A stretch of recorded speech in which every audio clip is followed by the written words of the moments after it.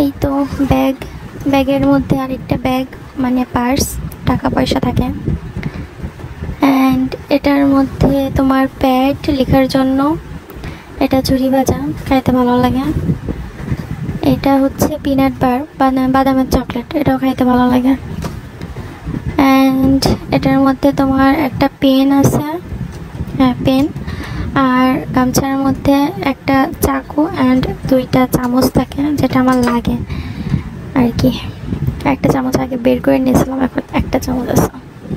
আর এটা পানির বোতল, এটা পারফিউম, কারণ আমি অনেক ঘামি। আর এটা অলিভ অয়েল, যেটা আমার হাতের জন্য লাগে সব সময় আর কি, এই জন্য ক্যারি করি। আর এটা হচ্ছে হ্যান্ড ওয়াশ। অ্যান্ড এটা একটা পার্সোনাল জিনিস, তোমার দেখতে হয় না।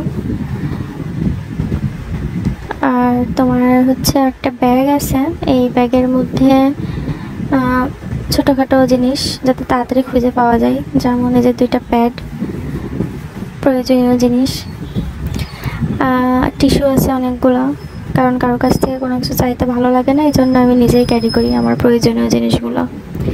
এই তো ফেস ওয়াশ, তারপরে তোমার ছোট্ট একটা আয়না, তারপরে রাবার ব্যান্ড, চিরুনি, লিপস্টিক, লিপ লাইনার। এই তো এগুলো আছে এই ছোট্ট একটা ব্যাগের মধ্যে। এই তো এগুলাই, আর কিছু নেই।